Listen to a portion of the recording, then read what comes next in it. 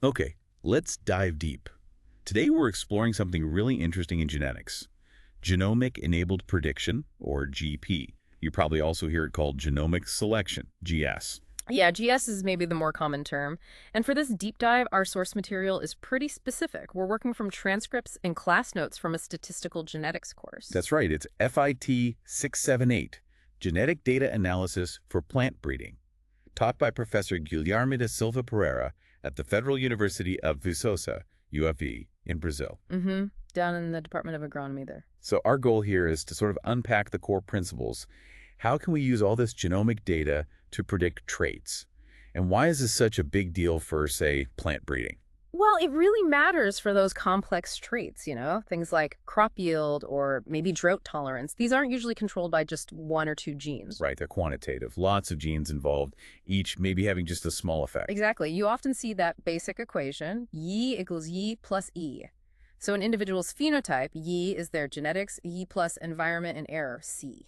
And traditional methods might hunt for those few big GI components, those major genes. But Professor Pereira's notes really emphasize how GS flips that. It tries to model the whole guy part. It does this using dense markers right across the entire genome. So it's not just finding the star players, it's accounting for the whole team's contribution, even the small ones, capturing all that genetic variance. That's the idea. And the notes lay out the basic workflow. First step, you need those markers, lots of them, covering the genome. Okay, dense coverage. Got it. Second, you build a prediction model. This uses what's called a training population. For these individuals, you need both their marker data, their genotype, and their actual measured trait, their phenotype. Right, so the model learns the relationship between the markers and the trait in that group. Precisely. And then step 3, that's the real, the practical application. You use that trained model on a different group, the selection population. And for this group, yeah, you only need their genomic data. That's the key.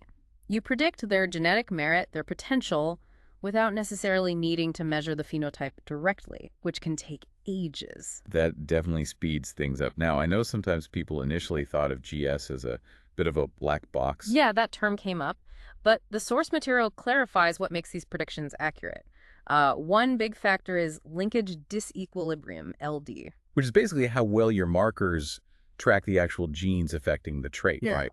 If they're not closely linked, the signal gets weak. Exactly. The markers are just proxies. Then there's the training population itself. Size matters, obviously, but also how related it is to the selection population. Okay, so your training group needs to be relevant to who you're trying to predict. Very relevant. And, basic genetics still applies. Heritability is huge.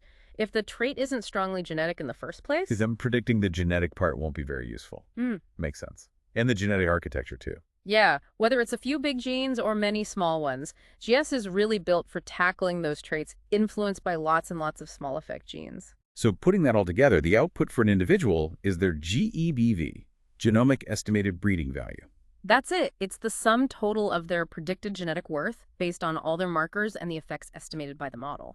Now, building these models isn't trivial, I assume. The notes mention statistical hurdles. Oh, yeah. The classic big P small n problem. You have potentially thousands, even millions of markers, but maybe only hundreds or a few thousand individuals in your training set. Ah, so way more variables than observations. Standard stats might overfit like crazy. Totally. Ordinary least squares would give you nonsense. That's why the notes bring up methods like penalized estimation. Think ridge regression BLUP or RRBLUP. And penalized means it shrinks the marker effects down. Sort of, yeah. It prevents the model from assigning huge importance to markers just due to random noise in the training data. The notes also talk about mixed models like GBLUP. GBLUP. Yeah. That often uses a relationship matrix, doesn't it? Like Van Raden's D matrix. Exactly. That matrix uses the marker data itself to figure out how related all the individuals are, which really helps structure the prediction and, well, tame that big P small n beast. Okay, so compared to older mapping techniques like linkage mapping or association studies, which were good for finding those larger effect genes. Yeah, GS is different. It's designed to capture the cumulative effect of everything, even markers linked to tiny effects. It's broader, more holistic for complex traits. And the payoff, according to the source material, especially in breeding programs, seems pretty significant. It really can be. First, better accuracy in your predictions. You make smarter choices about which individuals to select. Which lets you increase selection intensity, right? Be more picky. Definitely. Yeah. Pick only the very best. But maybe the biggest impact highlighted is shortening the breeding cycle. Remember the breeder's equation. R is genetic gain per year. L is the cycle length. Exactly. If you can make selections based on genomic data early on, maybe from seedlings, instead of waiting years for field trials, U/L, cutting years off the cycle.